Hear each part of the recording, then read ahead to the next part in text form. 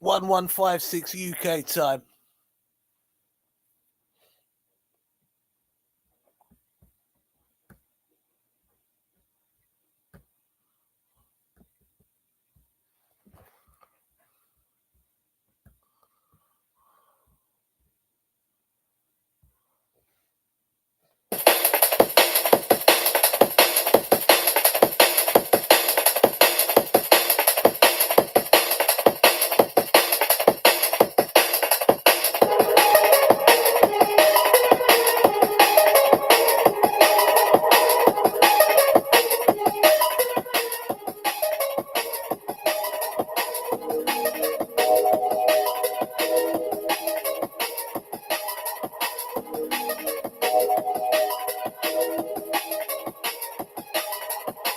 Take me higher to the stars. Take me higher to the stars. Take me higher to the stars. Take me higher to the stars. Take me higher to the stars. Take me higher to the stars.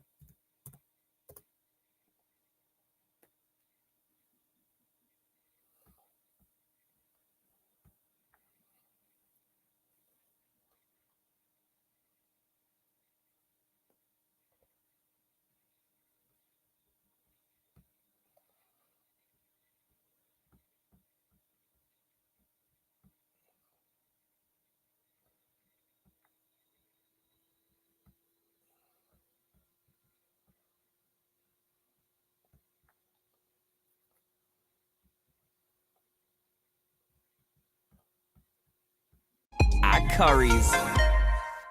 Washington gave us a strong hint as to what he was thinking on this.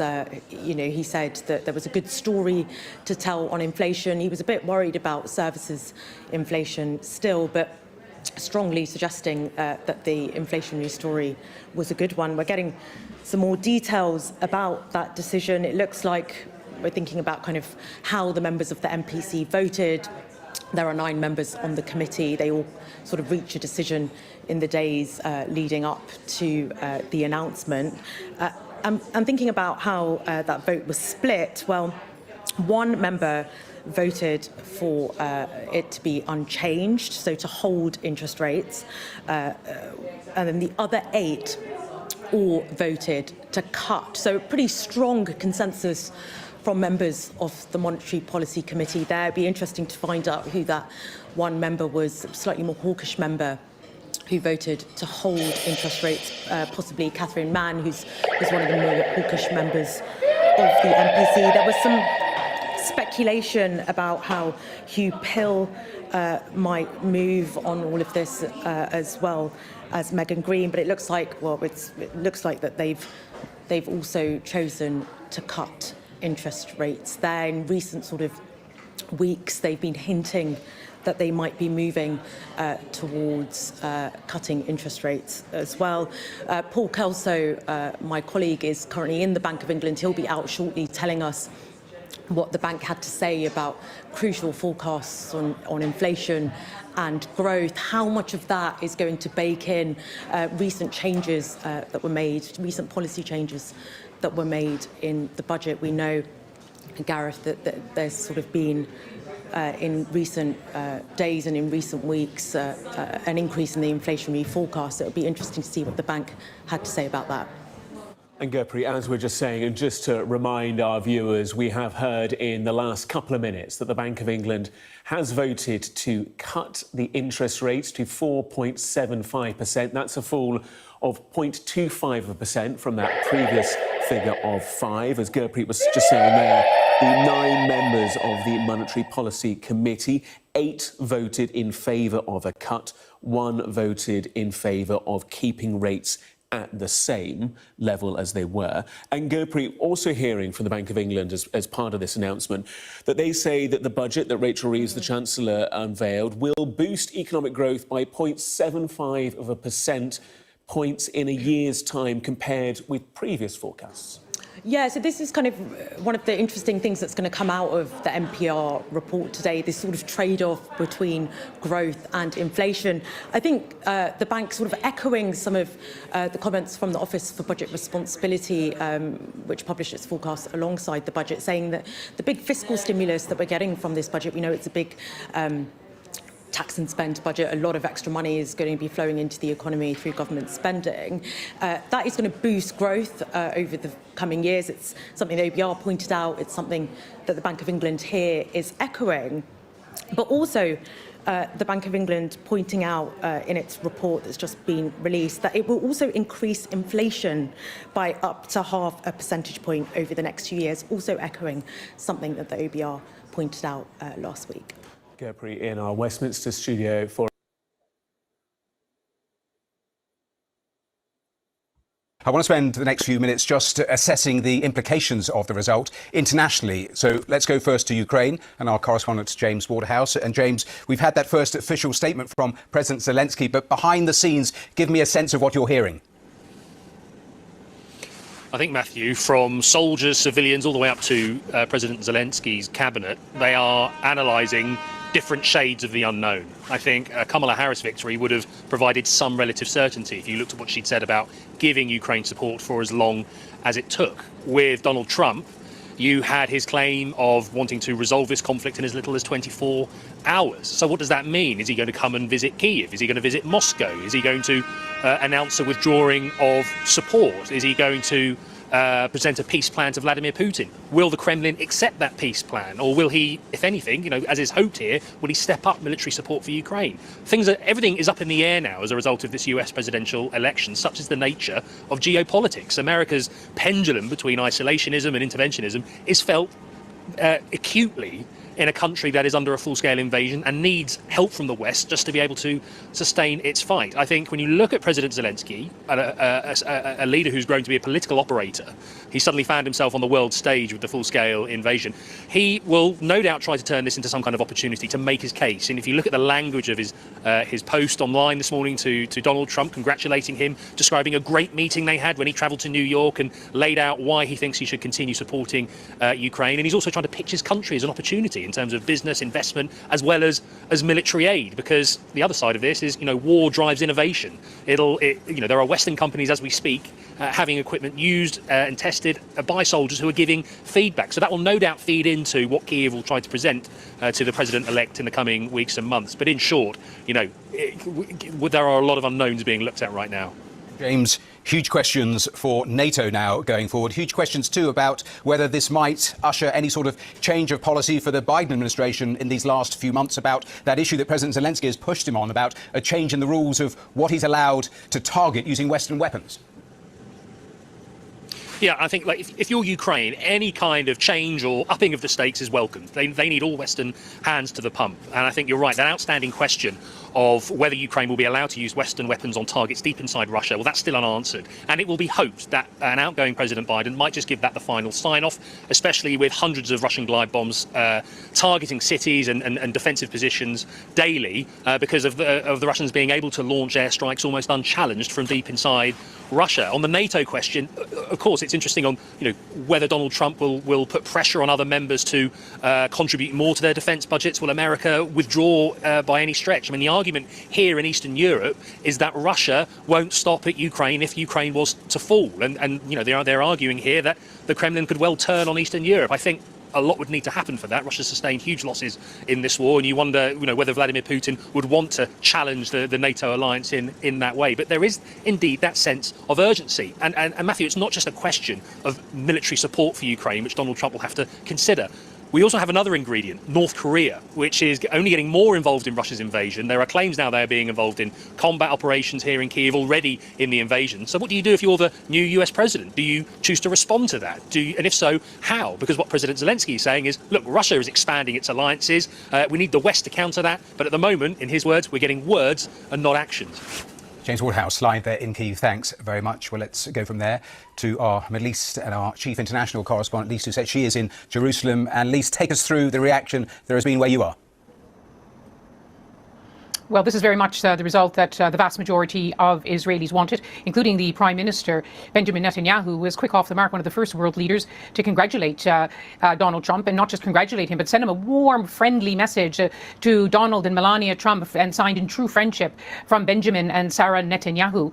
But that sort of emphasizing on this relationship, deep, strong, long relationship between Israel and the United States was echoed by all political leaders here, from the left to the far right leaders saying, God bless Trump.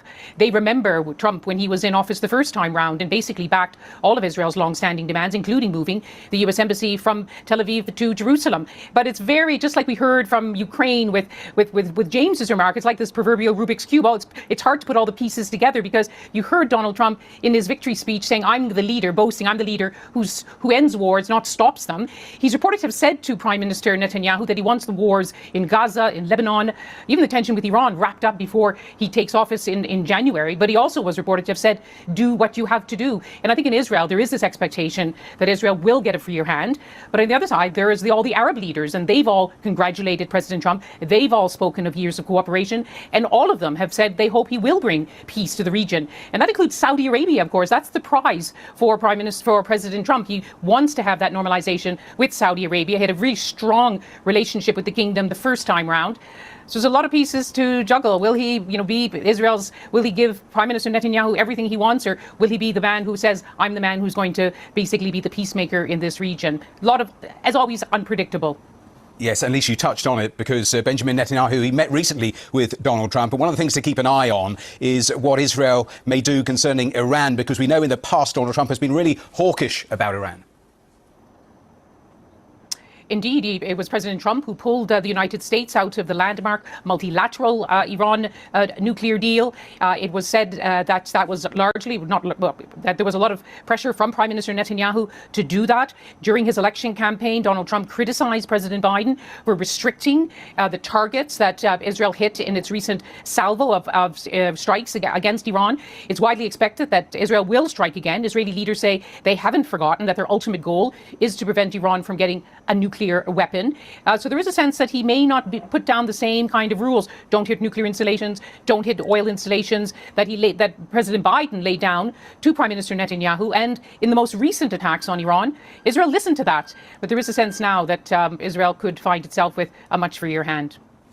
Lisa Doucette there in Jerusalem. Thanks very much. Let's turn to Russia, because the Kremlin said it would judge Donald Trump on his actions and that President Putin had no plans to congratulate him. Relations between Russia and the US are at an all-time low, with Moscow angered by Western support for Ukraine. Our Russia editor Steve Rosenberg sent this from Sochi. Well, it feels like the Kremlin is going out of its way to give the impression that it's not excited at all by Donald Trump's victory. A Kremlin spokesman, Dmitry Peskov, said that, as far as he knows, Vladimir Putin has no plans to congratulate Donald Trump. He said America is an unfriendly country which is involved directly and indirectly in a war with Russia. Now, I think this pouring cold water onto the Trump victory is partly the result of what happened in the first Trump term, when the Kremlin had very high hopes that Donald Trump would improve US-Russian relations. It didn't work out. Having said that, there is no doubt that what Donald Trump said on the campaign trail will have been much appreciated by the Kremlin. He didn't criticize Vladimir Putin, unlike Kamala Harris, who called Vladimir Putin a murderous dictator. And he seemed to question the scale of US military assistance to Kiev. So that will have gone down well with the Kremlin. Certainly here in the mountains above Sochi at the political discussion club I'm at right now, political pundits, political scientists seem to be very happy that Donald Trump has won the election and looking forward to him coming back to the White House. One quite prominent political scientist with Kremlin connections told me that he thinks that under Donald Trump, the United States will retreat from its status as a global superpower. Steve Rosenberg, our Russia editor. Let's turn to politics and reaction here. So let's go straight to our political correspondent at Westminster, Ben Wright. And Ben, just take us through the various reaction there has been since the result became clear. Well, Matthew, Westminster, as capitals are around the world, is absorbing Donald Trump's victory, trying to figure out what it could mean for politics here.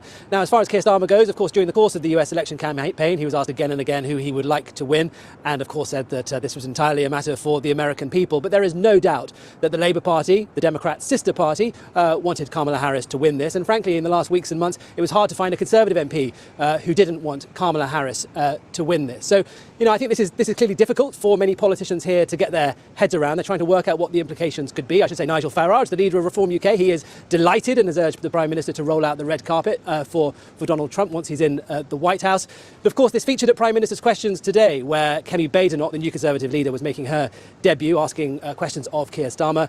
And the Prime Minister began by giving his response to Donald Trump's victory. Mr. Speaker, can I begin by congratulating President-elect Trump on his historic election victory. As the closest of allies, the UK and US will continue to work together to protect our shared values of freedom and democracy. I come to the Leader of the Opposition. The Prime Minister and the Foreign Secretary met in September. Did the Foreign Secretary take that opportunity to apologise for making derogatory and scatological references, including, and I quote, "Trump is not only a woman-hating, neo-Nazi sympathising sociopath, he is also a profound threat to the international order." And if he did not apologise, will the Prime Minister do so now on his behalf? The Foreign Secretary and I did meet President-elect Trump just a few weeks ago for dinner for about a couple of hours, and we discussed a number of issues of global significance. It was a very constructive exercise. So some party political knockabout there around the election of Donald Trump. And I really think that this moment, this election, will define a lot of the politics that we see unfold here in the coming months and years, because there are huge questions about what this means for global trade, of course, the impacts here, European security, the war in Ukraine. That was something that the Lib Dem leader, Sir Ed Davey, wanted to ask Keir Starmer about. So this really is a US election that will have ramifications here at Westminster. It was interesting listening, though, to that clip, Kemi Badenoch, what she was saying, given that a former Tory leader, William Hague, only a couple of days ago described Donald Trump as being a nasty individual who was a threat to the world. So you can see different politicians with different views from the same party. But aside from all of that, is the most likely way forward less of a special relationship with America and more a sort of transactional relationship? I think so, Matthew, but in a way, the so-called special relationship, the Anglo-American alliance, a term first used by Churchill in Missouri just after the end of World War II, has always been, to an extent, transactional. It's always been a bit lopsided. There is a senior partner in this relationship, and it's the United States. And it's been through difficult times and times of friction before. You know, there was a proper argument between Lyndon Johnson and Harold Wilson about Vietnam. Harold Wilson did not want Britain to be involved in that at all. Even Ronald Reagan and Margaret Thatcher, who had a very close relationship, they were great political allies. They fell out over Grenada. There was tension too about the Falklands. So, you know, this has been a bumpy relationship for decades. It has not always been smooth, but we are entering, I think, a totally new phase when it comes to what we like to call the special relationship. And I think the next Trump presidency, working with a new Labour government here, despite the work that has gone in behind the scenes in recent months, David Lammy in particular, trying to build bridges, make connections with people who are going to be very senior in the next Trump administration, particularly J.D. Vance. I think that relationship is going to be tested, perhaps like never before. How did Trump increase his support this much? He made inroads in groups that have been Democratic voters, going from about 32% of the Latino vote to 45%. That's a 13-point jump. It's a major shift reflected across the country. It was even higher in some key states where Trump campaigned. He won 50% of the Latino vote in North Carolina, 58% of it in Michigan. It's the first presidential race since abortion bans became law, but Donald Trump's coalition actually improved a bit among women, going up 3, even as he ran famously against this woman candidate. Trump is now the oldest candidate to win the White House, yet he intensely and repeatedly targeted young men and newer, younger mediums like digital media and podcasts. And he cut into the typical youth support that Democrats enjoy, improving about 6 points with voters under 30. And finally, a look at how Trump did this requires something. It requires that we look at the entire map beyond the swing states, because what you see here in total, and obviously it's all a lot of little indicators, but when you see it in total, much of the country moved towards the GOP, including in states like New York and New Jersey. You're looking at those arrows that show counties going towards Republicans, and you'll notice very little blue in the other direction. That's how Trump's winning coalition came together. Now, why? Why did he win those and other groups over? The answer matters for understanding reality, as reality really is. And in politics, the answers that people embrace matter a lot because they shape power and how others respond for even years to come. If everyone thinks the candidate won because his closing message denigrated Puerto Rico or because he acted bizarre on stage, then other candidates, notice the comparison here, will mimic that as a winning strategy, just as Trump's red MAGA style is echoed right down to the red tie by his political wannabes. So politicians often claim any victory is a mandate for their entire agenda. Then the actual governing begins, and some things are harder to enact than others. So why did Trump win this election? I just told you why the answers to that matter, but why did he win based on what voters did and said? Many voters said their top issue was the economy. It came second only to democracy, which of course was Harris's closing message, and it handily beat abortion, as you see here in the new numbers. Abortion was a vital issue for many, but it did not eclipse high prices and economic disruptions. And in a race that ran about 50 to 47, so pretty divided, take a look at this. 68% of voters came together on the view that this economy is poor or not so good. When you take the political question that Republicans first used against a one-term Democrat, you might remember, are you better off than you were 4 years ago? Trump asked that a lot. 46% say worse off, only 24% say better, 30% about the same. That echoes numbers we've reported on before the election about how most Americans think we are on the wrong track. And while Biden and Democrats did try to talk people out of that view, the reality they felt they were living, and pitch data on inflation fading a bit, which it was, one of the most striking findings in the electorate Tuesday is not about Biden or Trump's policies. It's not some embrace of everything Trump ever said or pitched. It's an electorate reeling from the hardship of high prices and inflation to a degree that many elites may not have experienced personally or always treated as a top issue. In just the last year, so not going all the way back to COVID or 2 years ago, in the last year alone, a majority said inflation caused them hardship, 22% saying severe. If you put that together in the numbers, as we discussed in our breaking election coverage on Tuesday night, 75% of voters feel that recent hardship from inflation. And Trump won those voters. He won those who said they face severe hardship by 50 points. This trend goes well beyond the United States or Donald Trump. Voters have been booting incumbent politicians over exactly this issue, economic pain after COVID, around the world. This went on in what you could call inflation elections in democracies ranging from UK to Poland to Argentina to India to South Korea to South Africa. This has been a thing that has been well known in many places that have no Trump. So if you listen to the voters, that's the largest overriding reason. If you listen to past elections, it's an iron law of politics that incumbents are most likely to lose when the economy is bad. Now, there's a reason the most famous political saying in American politics still remains, it's the economy, stupid. from our friend James Carville. Those trends suggest some reasons why voters who've long disliked Trump could pick him over the incumbent party's vice president. There are people across ideologies who have come together on backing the tenets of just trying to maintain in the United States the nonpartisan goal of the type of society that Trump has defiantly opposed: democracy, human rights, and some basic respect for fellow citizens. Not having a leader who talks in a way that would get you fired from your job or booted from a bar or worse. Well, one part of that process is, what now? Trump's Democratic opponents may have to assess their own party's shortcomings. I'm not talking about some immediate surrender to Donald Trump's worst appeals or mimicking him, but Democrats could have the same hard factual conversations they so often demanded Republicans have about their side, especially in the last 8 years. And even with the big trends just mentioned, it is relevant when you look at the results and the reaction in the country that the Democratic Party basically spent a year shouting down legitimate questions about President Biden, held some primaries, picked the results there, the voters picked Biden, and then the party pushed him out in a rushed top-down process. Relative to what we can do with more Border Patrol and more asylum officers. It was a slow start. There's no question about that. But I thought it was a strong finish. Kind of a DEFCON 1 moment. We have breaking news here. President Biden has announced he will stand down from the race. That process handed Kamala Harris the shortest runway ever for a new candidate against the headwinds I just mentioned. It skipped the voting process that all prior candidates tend to go through. Democrats may find some value in exploring how they're losing ground with working people, young people, and some minorities.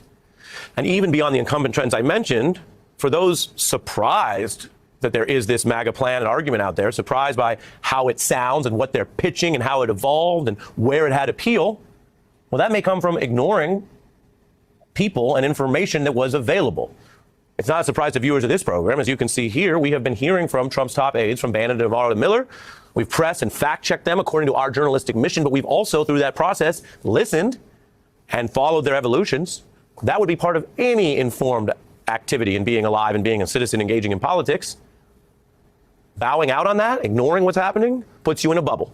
And bubbles are not only artificial, I can tell you bubbles usually pop. Now, whether Democrats look in the mirror or people listen more, that's really the politics, probably for the politicians. That's not the whole part of this section, though, of my report for you tonight. What now for our civil society? These 8 years of Trumpism have brought us a more divided, vulgar, cynical, and dishonest discourse in public life because of him and his apparent resilience and success. The examples are well known. I'm not going to hash through them all right now, but he attacks elections and facts. He and his party attack voting rights, your very role in your democracy. And many may recoil from these election results or want to just ditch civic engagement. That's a choice. But that's exactly what they want. Remember, it's called voter suppression for a reason. Abandoning ship may save you, but it probably won't save the ship.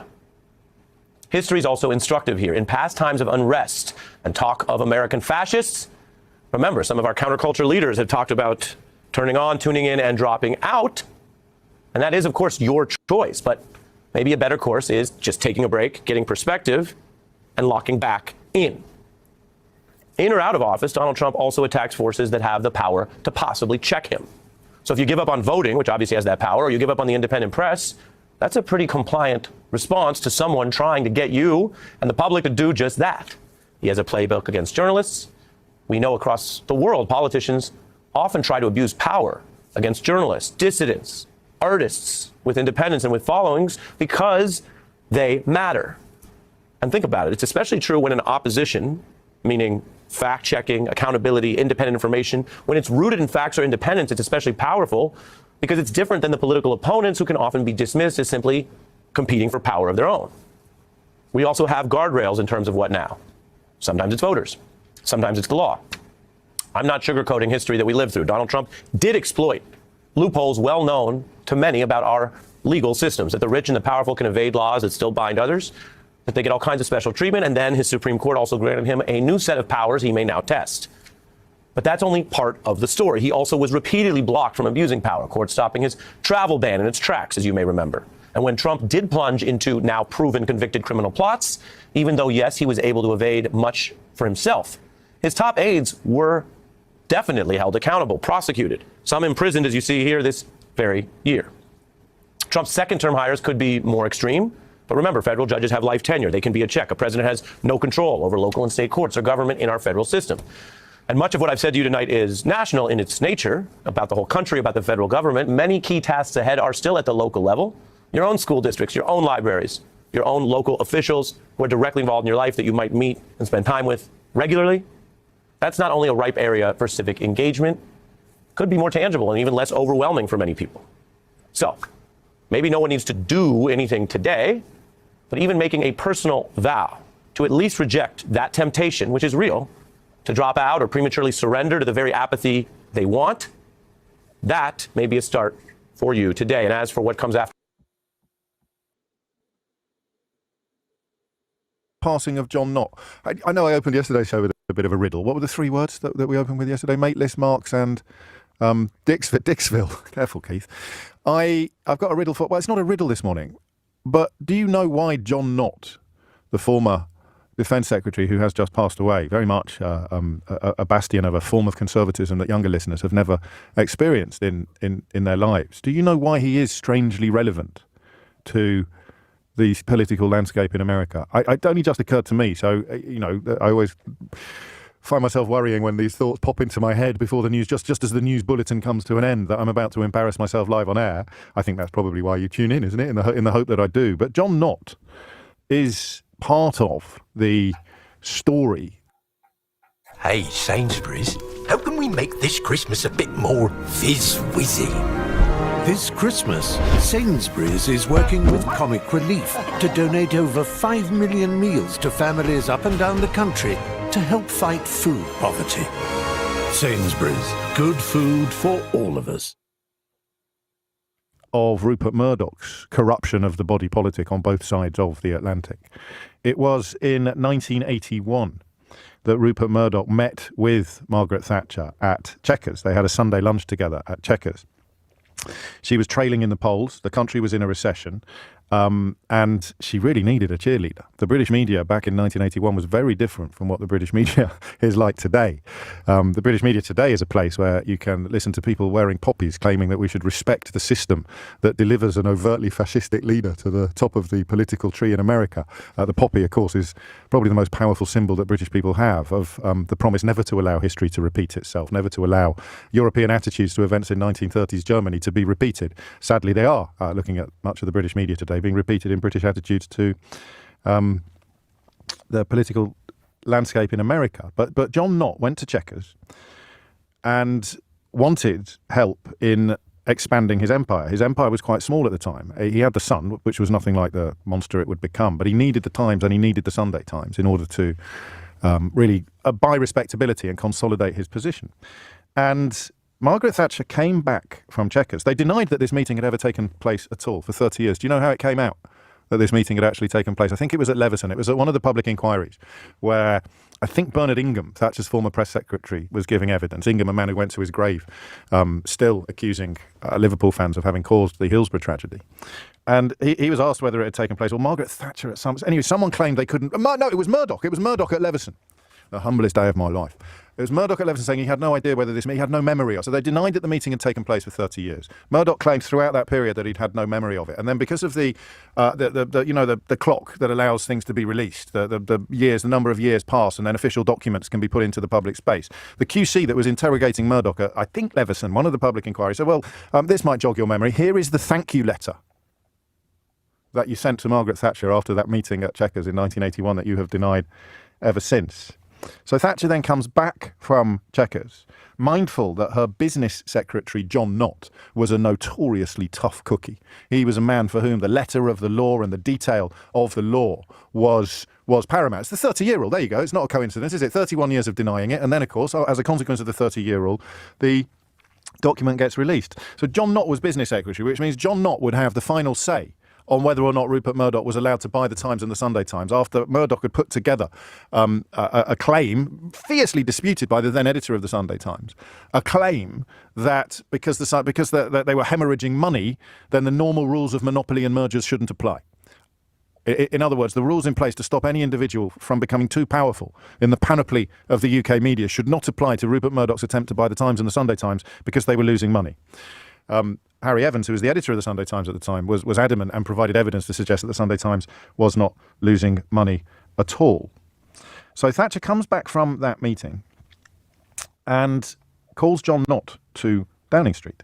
John Nott, an ally, a widely respected business secretary. And when John Nott left Downing Street, he was not business secretary anymore. He was defence secretary, which is why in Thomas's bulletin there, it reminded us that John Nott was defence secretary during the Falklands conflict. Twice he offered his resignation. Again, evidence of a form of integrity, a calibre of Conservative politician that we haven't seen in this country now for generations.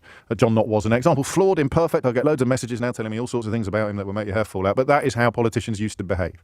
Lord Carrington's resignation was accepted, I think, in the immediate aftermath of the invasion. So John Nott leaves Downing Street and he's not business secretary anymore. He is defence secretary. And he was replaced by, and this is where I was hoping that my brain would kick in, John Biffin. There you go, it did kick in. Crikey, it happened. He was replaced by John Biffin, widely regarded as a much softer touch. And lo and behold, John Biffin waved through Rupert Murdoch's rationale for being able to sidestep monopolies and mergers laws and buy the Times and the Sunday Times. So we mark the passing of John Nott by remembering Rupert Murdoch's visit to Chequers, denied for 30 years, revealed by documentation released as a consequence of the 30-year rule. We note that the swapping out of John Nott, the late John Nott, for John Biffin enabled Rupert Murdoch to essentially sidestep rules put in place to stop any one individual assuming too much power over the body politic in the United Kingdom. And we reflect that over the course of the next 50 years, give or take, he would undertake a very similar project in America, albeit one that involved him having to take out American citizenship and exercise precisely the sort of influence over the body politic in America that our monopoly and mergers laws in this country were once, before he blew them up, like he has blown up so much, were once designed to prevent. So it is possible. Nana, how are these Doritos even crunchier? I like it like that, even crunchier.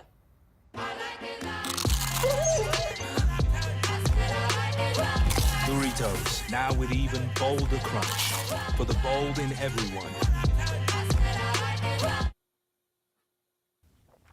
I would say probable that little vignette of British politics explains, and historians of the future will attest to be, the part of the process by which Donald Trump could become president of America twice. Because without Fox News, Donald Trump would have been nothing the first time around.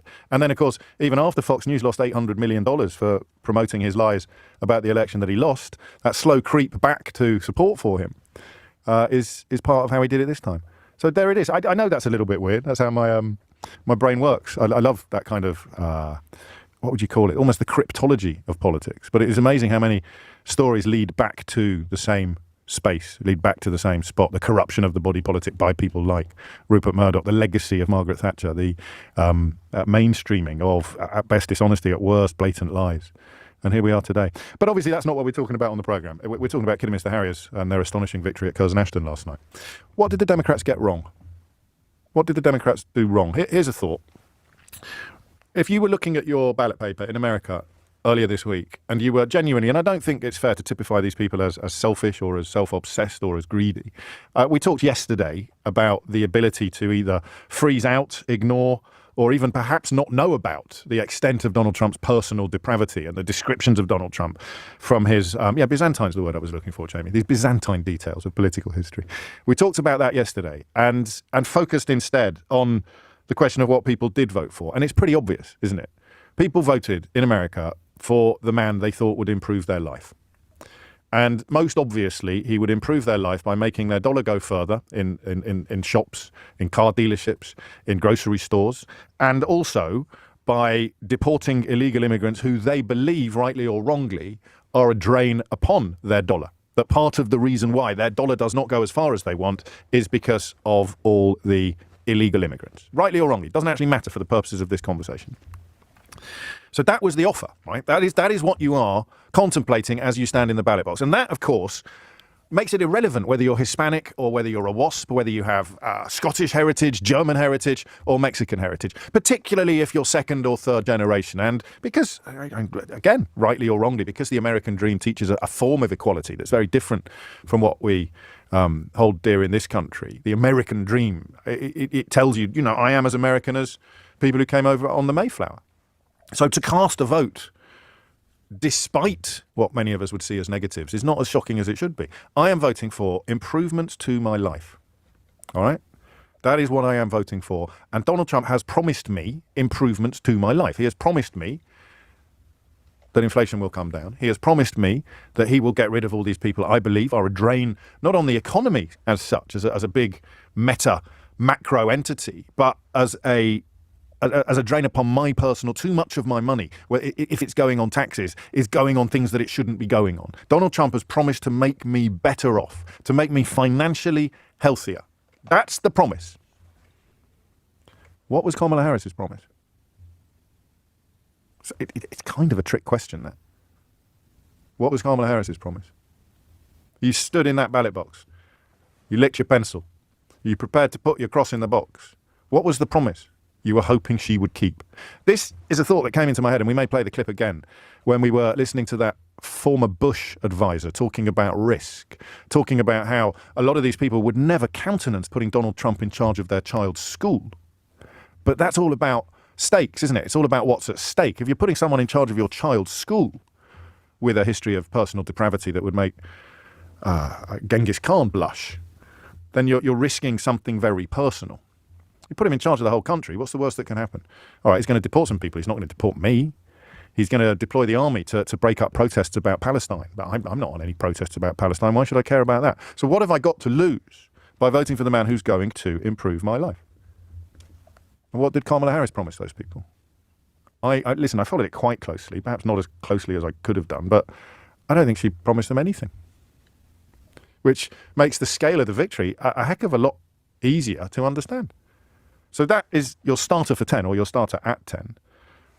You may think it's an unfair question, but you know how this program works. All opinions welcome. Come one, come all. What did they do wrong? What did Kamala Harris, and perhaps more pertinently, the Democrat machine, the Democrat Party, how did they mess it up so badly? How did they get everything so wrong?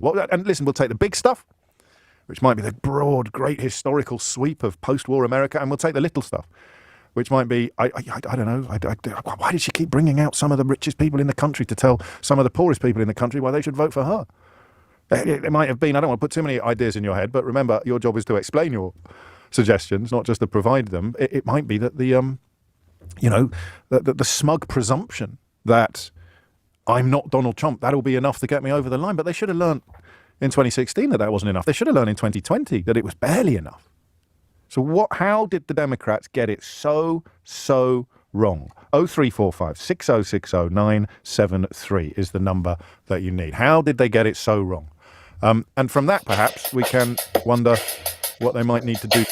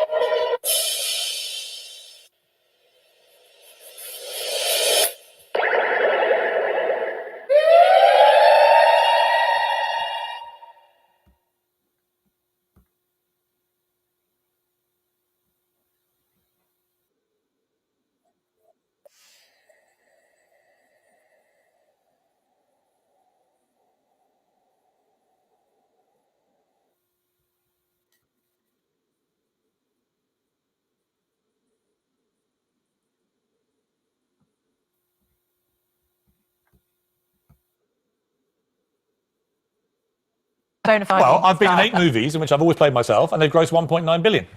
It's a lot. The stats don't lie, right? That's good. That's right. Thank you. Do you want to add up yours? How much have you grossed at the box office? I don't know. Hopefully, A few billion, right? yeah, hopefully $1 billion. Hopefully. Yeah. Rush Hour being significantly one of them. 20 years ago, this month, that the first Rush Hour came out, you and Jackie Chan. Yeah. That became an iconic partnership. Yeah.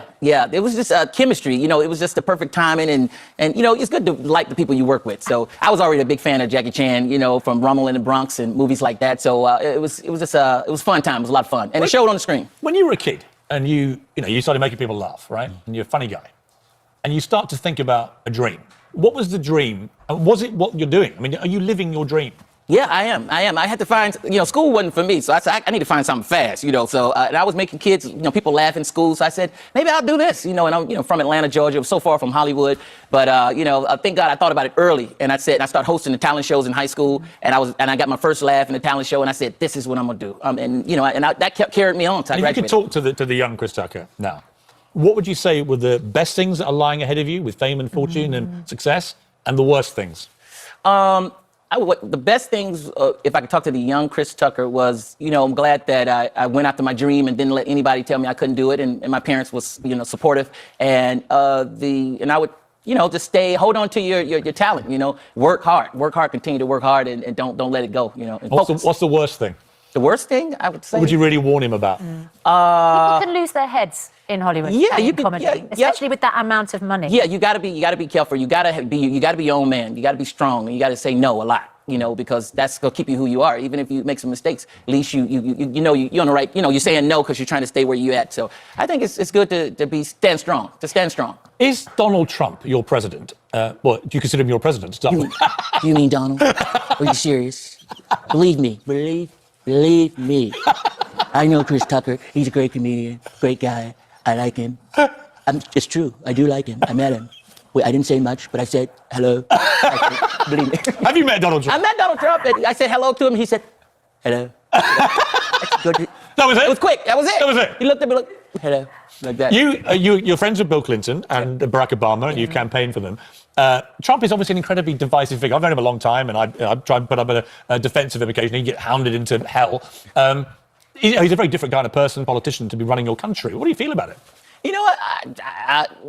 I hope he just does. He does a bit. Spit it out, Chris. I hope he does a good job. And people, because I pray for him. I pray for him. I said, listen, I hope he does a good job because we need, a great president. We need good things. We need a lot of things to happen in our country, in America. So I hope he does good. I hope tomorrow he wakes up and he just does the right thing. And that's how I. The odd thing is, if you go down to somewhere like Atlanta, for example, which I've done recently, a lot of support for Trump. It's a very different atmosphere about him there than it is here in this country or in New York and LA, for example. America's very divided about him. Yeah, that's true. That's the South, and Georgia. I think it's more Republican state, Republic state. But it's divided. It's divided right now. So you have to be careful because it sounds like you're being. Sounds like you're being wary. Yeah. But is there a reason for that being pragmatic in the sense that I heard Tiger Woods asked about Trump recently. He was very non-committal because actually he probably recognises a lot of his fans like Trump. A lot of fans may hate Trump. Yeah. But do you have the same thing where a lot of your fans, particularly in the South of America or Middle America, love you, love Rush Hour, love you? Like Trump, so why antagonize him? Yeah, I can't. Well, when I do my shows, I can't worry about that. And I talk about Trump in my show, and I can't. Do you rip him or not? I say a little bit of stuff, but I'm really I don't. I try to encourage him to do the right thing and all that stuff. But I'm not a comedian that just dog people out to try. I want you to do the right thing. Hopefully we can be friends one day. We can talk. You want him to be successful. I want him to be successful. I want him to do the right thing. That's my whole attitude. And in my show, that's what I talk about. Have you ever thought, Chris, if you had 20 seconds to live, what your last joke would be? My last joke would be, I wouldn't be joking around at 20 seconds to live. I'd be like, don't get everything together. Whatever I got left, you can have it. Son. It's serious, man. I wouldn't be joking. Surely you'd have to go out with a joke. Oh, no. I would be like, man, don't drive my Ferrari. I would say stuff like, who's going to be living in my house? Stuff like that. I'm be concerned. You couldn't even find a single humor valve in that moment. Well, I guess that is funny. I guess that's yeah, that was funny. Yeah, I don't even know when I'm funny. Do you know what? I think that Piers is probably getting at what would you consider your best joke? What's the joke that would, If you've got to go to one when everything, if you've got a dodgy audience, if they're not really, I shouldn't imagine it happens too much, but if you do you have one I'm going to do that Like one. the track the DJ gets out, you know, when the I guess I'd say I beat you. I beat you to heaven. I don't know. You know, that's got. I don't know that joke about that. What's the worst heckle that you get when you're doing stand-up? Or do people not? Have you got to the point now where people no longer heckle? No, they try, but they stop real fast because they realize.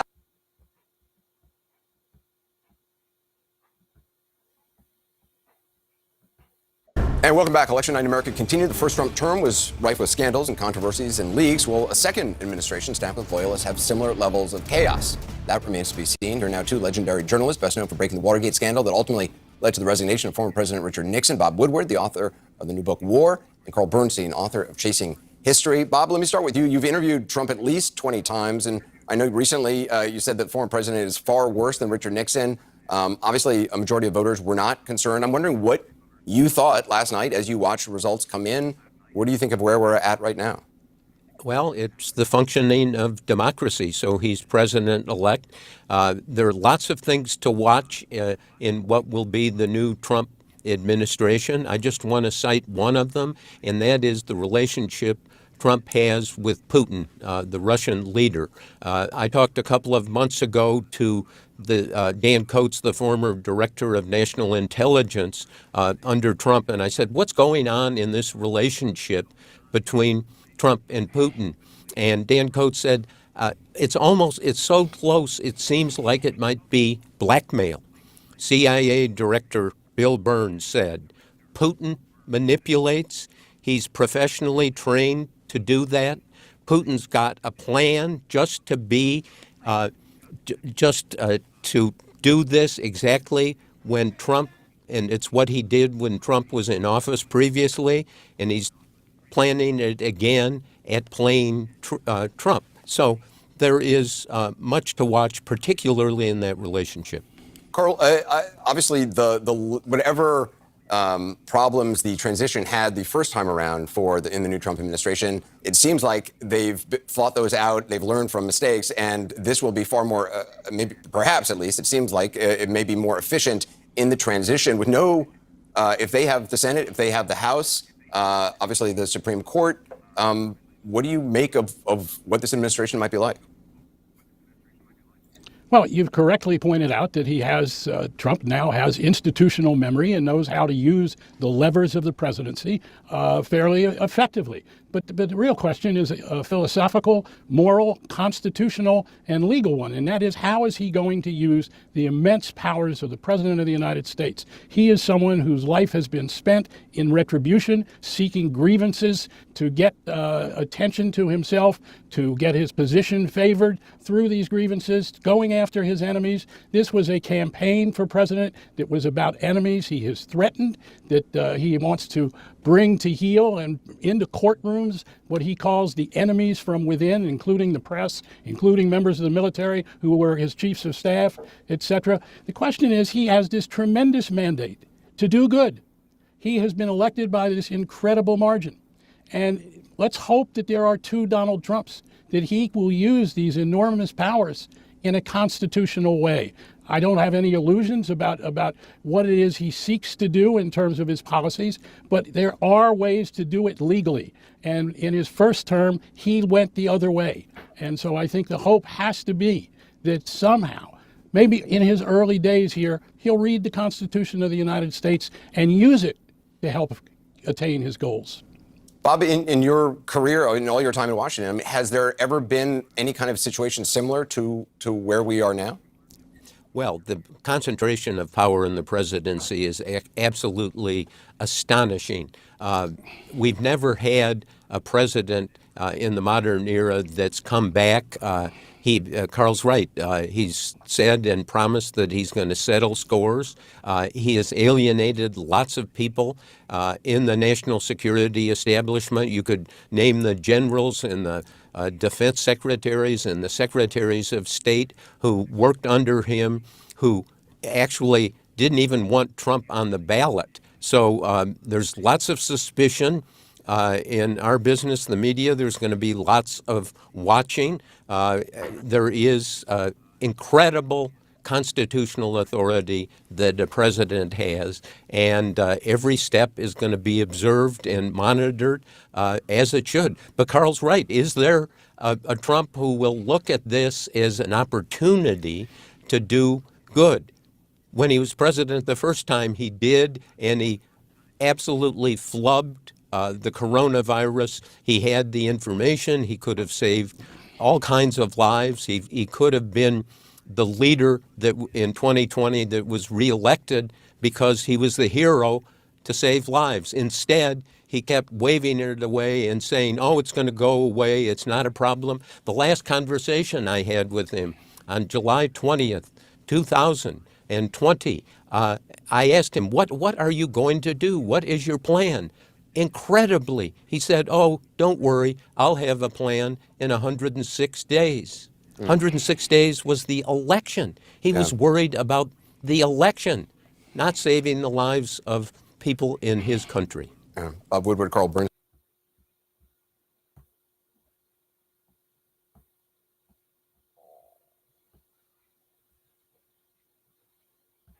Kamala Harris's loss, a stunning defeat for Democrats. I'm just devastated. A somber mood at Harris's watch party overnight after Donald Trump dominated, blowing through the so-called blue wall of Midwest states that Democrats had counted on.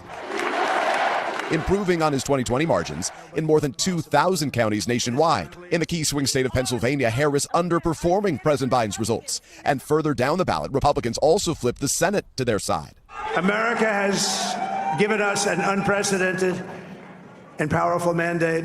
Now for Democrats, the soul searching begins. After an unprecedented race with Harris stepping in as the presidential candidate, just 100 days ago when President Biden withdrew, Harris tried to distance herself from Biden, but perhaps was still hampered by his legacy. This is about what the Democrats did while in office over the last 4 years. Inflation, which was so high during much of this administration, and many people are still feeling the pain of that. Exit polls show voters listed the economy as a major issue. Harris also underperforming in key areas. Where she's coming up short are in the cities. Even struggling in blue strongholds like New York and Virginia, despite a massive campaign blitz from major Democratic stars. Harris also came up short with key minority groups, according to exit polls, Latino men favoring Trump by a 10-point margin after backing President Biden by 23 points 4 years ago. Democrats now face an uphill battle. And we know it is time for a new generation of leadership in America. With Harris's message clearly not resonating with enough voters, Democrats are now left trying to sort out how to turn the page now. Hi there. Did you know you can perfectly legally, through a government scheme, earn £1 million a year completely tax-free by using commercial property? That got your attention, didn't it? My name's Paul Smith, founder of Touchstone Education. I'm the UK's leading commercial property trainer. I've trained more people to make more money than anyone else. You're possibly thinking, I would like to be able to retire, or I'd love to be able to retire, but I'm already, I should be retired already, and I'm not. What can I do? Well, if you're in a situation where you want to plan for retirement, commercial property is the perfect vehicle to use. Because if you've got some form of existing pension, you can transfer it. It's called a transfer value. So you can move it from maybe a company scheme or maybe a private scheme and move it into a personal scheme. So let me tell you what I did. Years ago now, I traded in what would have been my company pension of £8,000 a year. And instead of £8,000 a year when I was 60, so 20 years ahead, they gave me a lump sum of £396,000. Boom. So maybe you've got hundreds of thousands of pounds you don't even know about, but even if it's only £100,000, happy days. Well, what you can do with it now is you can buy commercial property. The first commercial property I ever bought. And already you're beginning to hear questions in terms of that Monday morning, or in this case Wednesday morning, quarterbacking among Democrats. Among the questions right now, whether it would have made better sense for President Biden after Democratic successes in the midterms in 2022 to have stepped down then. Remember, he promised to be a transitional president in the past to allow for a full primary for the Democrats to pick their candidate going forward, and perhaps to give that candidate more time to gear up for this battle with Donald Trump. The bottom line is there are so many questions, so few answers, and the Democrats have a lot of figuring out what to do next. It begins right now. All right, Peter, thank you so much. We return to Hallie Jackson and Kristen Welker. So let's talk about that. There was going to be a lot of soul searching and hand wringing and probably some finger pointing. And let's just start where Peter brought it up. I mean, is the fundamental, the original sin here that Biden stayed in the race when perhaps he should have stepped aside and had an open primary and perhaps Democrats would have had a better shot? Is that one of the lessons Democrats are talking about? Absolutely. It's one of the things that Democrats are talking about, the timing of when he stepped aside, because remember, there was so much debate, even when he did step down in the summer, about potentially holding an open primary. Could that have made Vice President Harris a stronger candidate if she were the one who had emerged at the top of the ticket after a robust primary process? And also that condensed period of campaigning deprived her, I think, of the long runway that a typical candidate has to really lay out what they see their vision as if they were to win office. I mean, Trump winning the popular vote right now, the map looks almost all red. And there were a lot of things the Harris campaign was counting on. They were counting on a lot of women coming out. They were probably counting on a lot of minorities coming out. A lot of them did come out, but many of them came out for Trump. That's right. And not enough of them came out for her. I spoke with one person close with her, I want to say 12 hours before polls closed, maybe it was 18 hours before polls closed, who said, listen, I think we are going to see less of an underperformance with Black and Latino voters than people are predicting here because of what they had been seeing. That was simply not the case, right? Because we see it in these exit polls and we see it in the results in these counties after county where you've seen, very blue in 2016, less blue in 2020, red in this year in places like Texas, right? Some of these heavily Latino counties in parts of Texas here. What's so interesting, and Savannah and Hoda, we talk about this, and you've said this on other contexts and other nights, is having a bit of humility here. And I do think that as journalists, political pundits out there, et cetera, there will have to be a reckoning inside the Democratic Party, but we don't yet fully know what that looks like, right? I think we can sense the contours of it, that is going to have to exist, but it could go in a lot of different directions because there are some takeaways that I think Democrats are having to process at this moment. You also look at people who are showing up to vote for the first time. And remember, these first-time voters, they broke for Joe Biden 4 years ago. They broke for Donald Trump this year. So there's something about the Democratic messaging, the Democratic candidate, obviously, that didn't work. And what's so notable as well, think about it. This is the first presidential election after Roe v. Wade was overturned. We spent a lot of time talking about split ticket voters. And the way to think about it may not be in the context of president versus Senate, but rather the fact that you still have people energized, with the exception of the state of Florida, around some of these measures, 10 different states to enshrine abortion rights. And yet Democrats thought that would be one of the energizing factors for them, and it just did not turn out that way. It was a ballot winner up until Donald Trump was on the ballot. Yeah, and so when you talk about this idea of people who can sort of exist in different boxes and be parts of different categories, right, as we're seeing now with what Chuck Todd has called this realignment right now demographically of where the Republican Party is, there are people, and we have seen it now in states, who say, yes, let's enshrine abortion access and enshrine, protect abortion rights, and I also want Donald Trump to be in the White House. Again, Vice President Harris spent months casting these states as having Trump abortion bans, as she put it, and that did not resonate with some of the folks in these battlegrounds. We've also seen this realignment in terms of what we've been calling the education gap, because we can't think of a better way to put it. But you're starting to really see this line. The line of demarcation is not about race necessarily, and not necessarily about gender, but it falls on college-educated voters,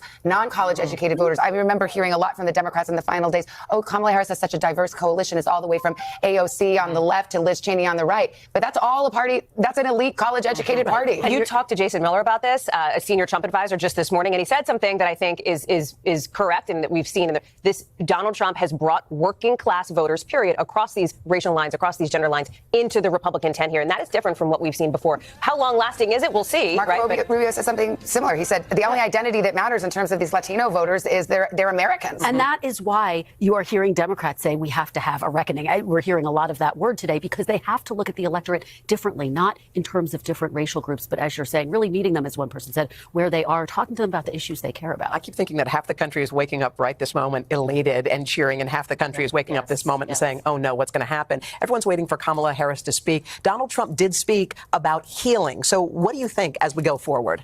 So I think this is an interesting question because there have been moments in the past when former President Trump, now President-elect Trump, has spoken about perhaps having a unifying message, and then that was not the message that he delivered. So I just look at the past 8 years of having covered him, of having him having been in the public spotlight here. He is somebody who has been crystal clear about his day one and his first priorities, and most of them are pretty controversial, depending on where you sit in the political spectrum here. So I think that is, I think back to Inauguration Day 2016, American carnage. He closed his campaign on this dark and defiant message, and so he doesn't have much incentive. He won the popular vote for the first time since he's been running for president in 3 cycles. He looks like he's going to do very well in some of these battlegrounds, too. He has no incentive to change. I wouldn't be surprised if the message we hear from Vice President Harris is more unifying in tone. Former Congresswoman Liz Cheney posted on X saying we have to accept these results. That's what our democracy is about. That's exactly right. All right. Hey, thanks for watching. Don't miss the Today Show every weekday at you.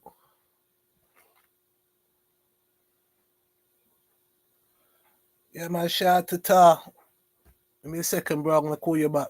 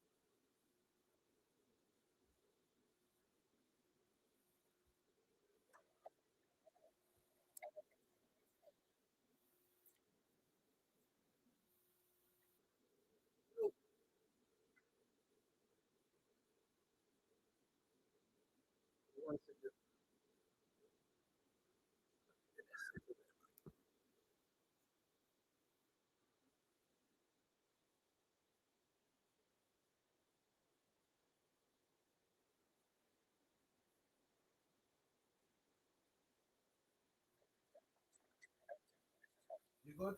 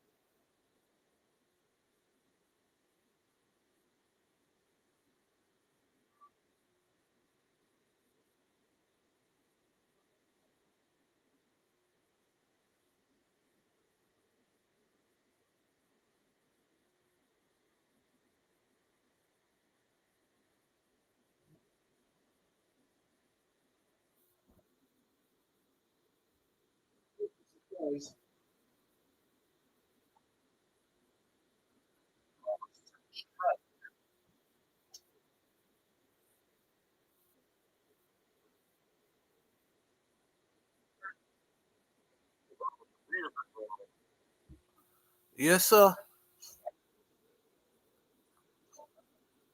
Well, a lot of that goes on undetected, especially in Africa. You know, um,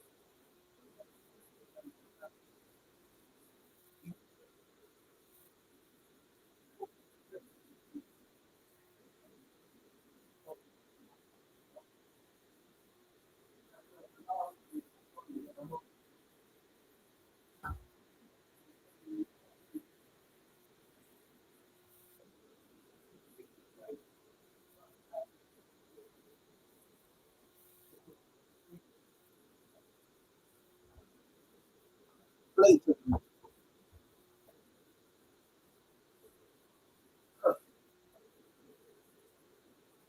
Yeah, what do you think it is?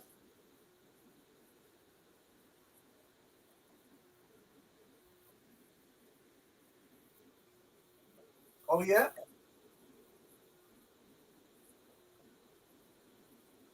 Yeah, they're gonna because of the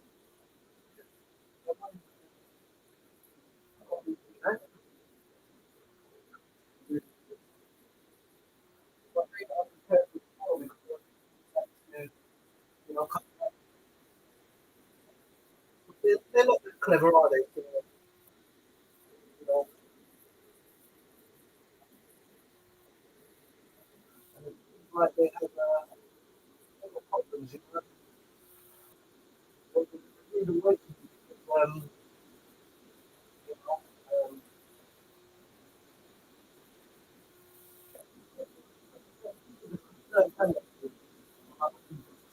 you know, that's because the power of Leviathan is so strong.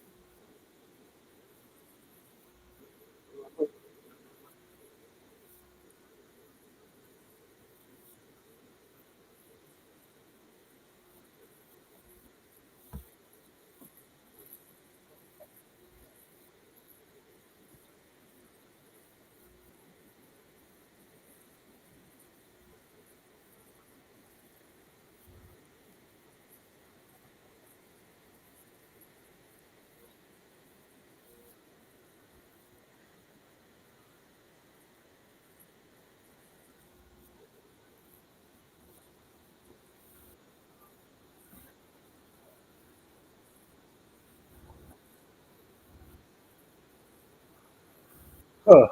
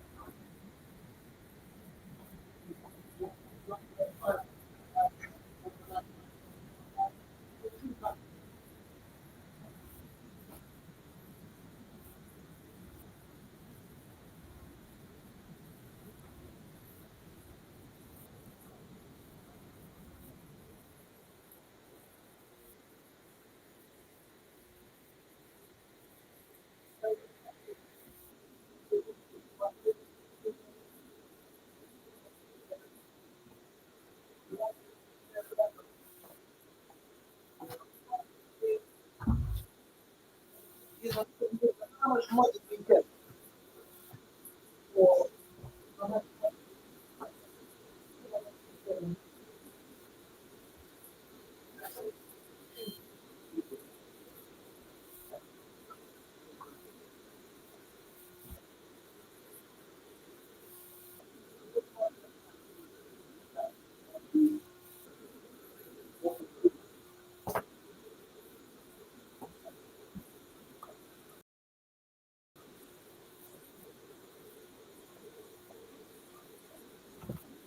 You know, she might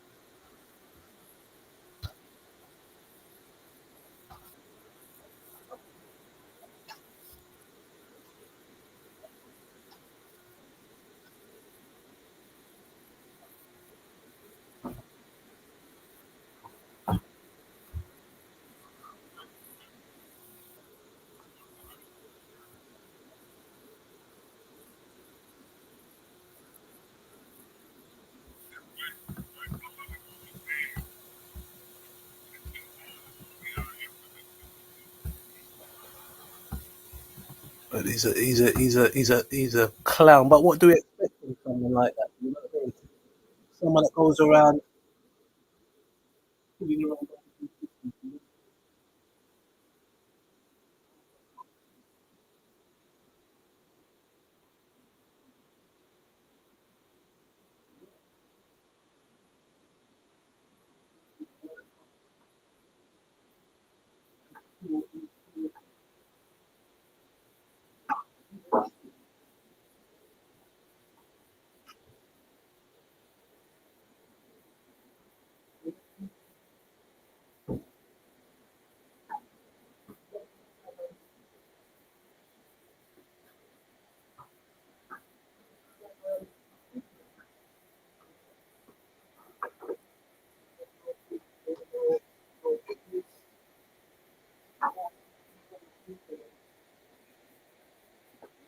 Trying to get used.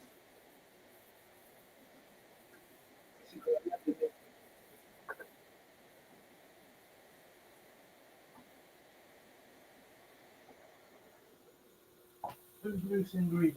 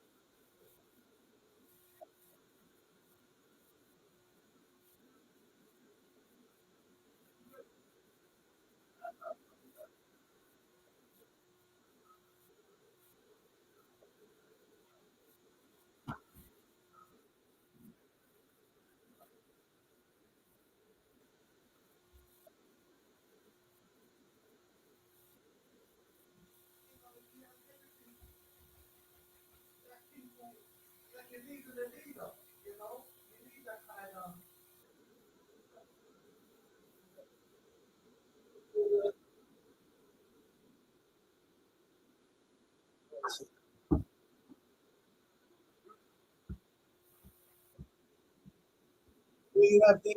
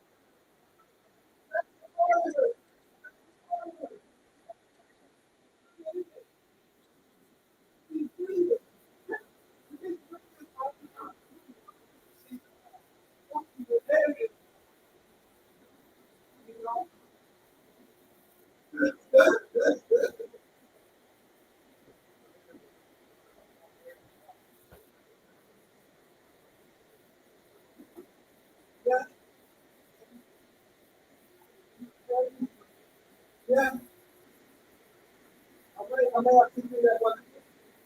See the visuals, Oh man.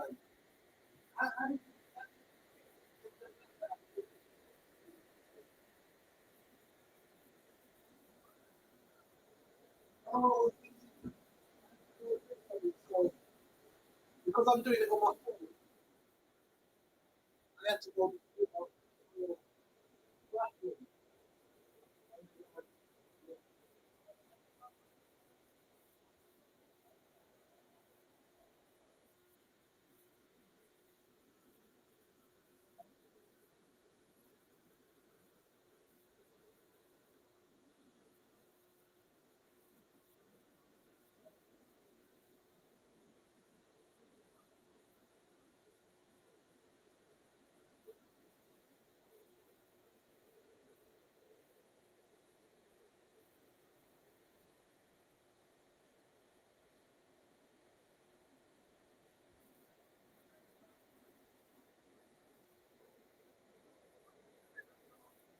I'm gonna do it again now. I'm gonna do it again now. As soon as I finish this show here, I'm gonna do it.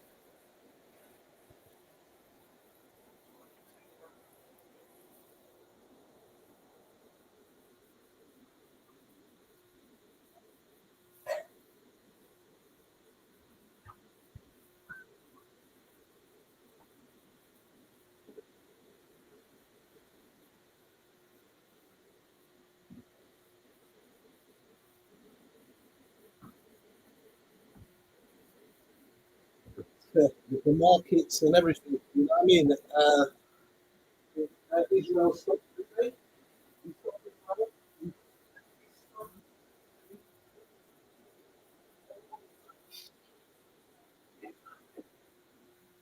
This, you know.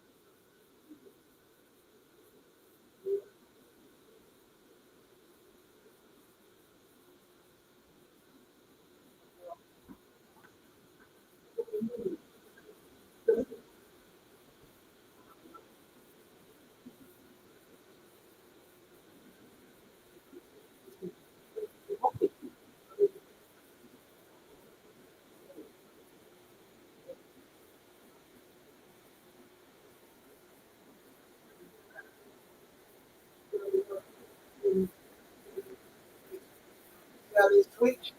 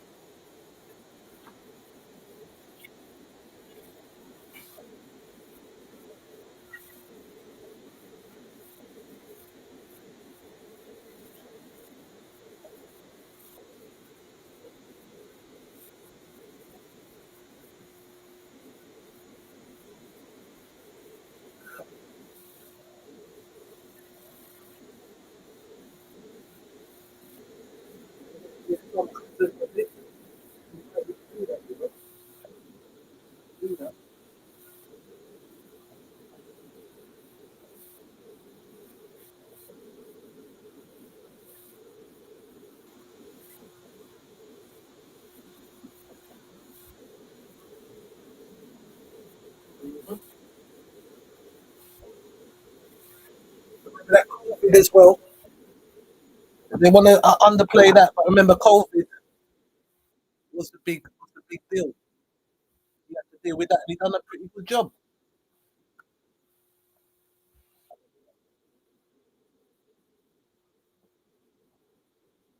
Mhm.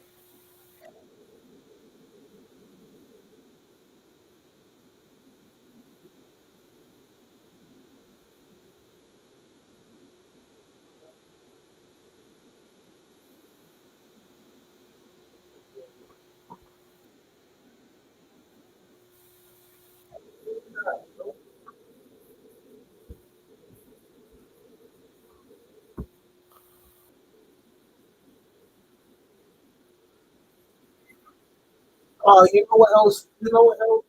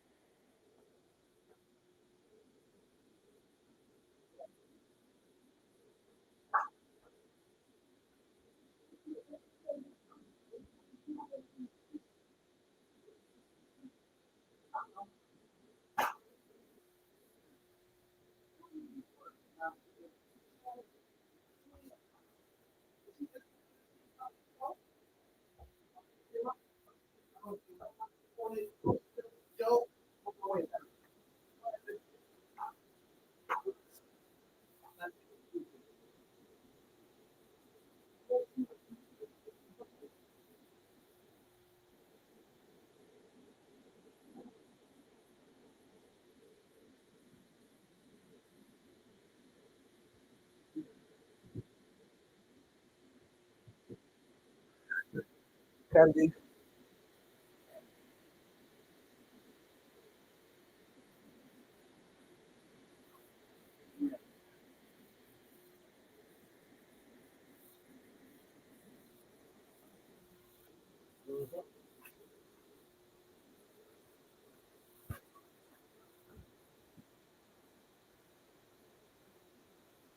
Ten.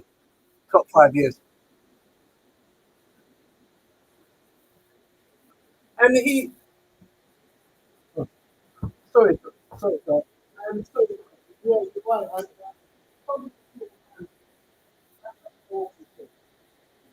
You know,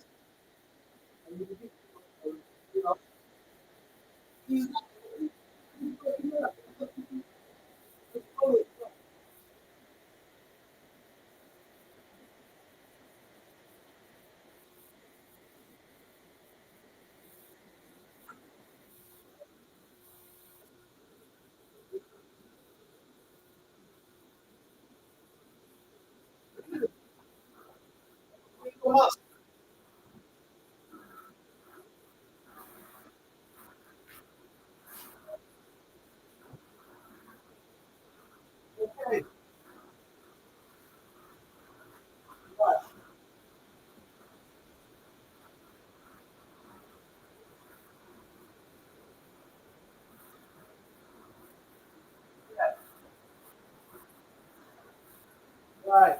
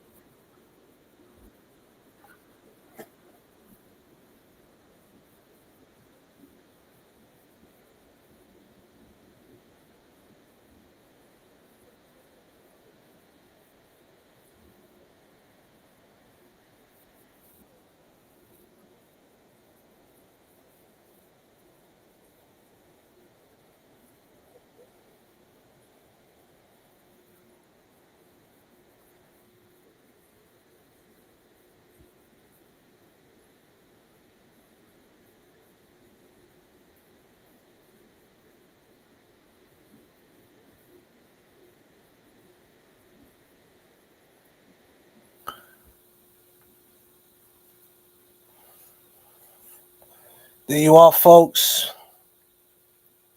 An amazing victory. This is part one of his flowers. I'm going to be working on some other videos about Trump and this masterclass of a political victory. Absolutely amazing. And well done. Well done, Trump, on your victory.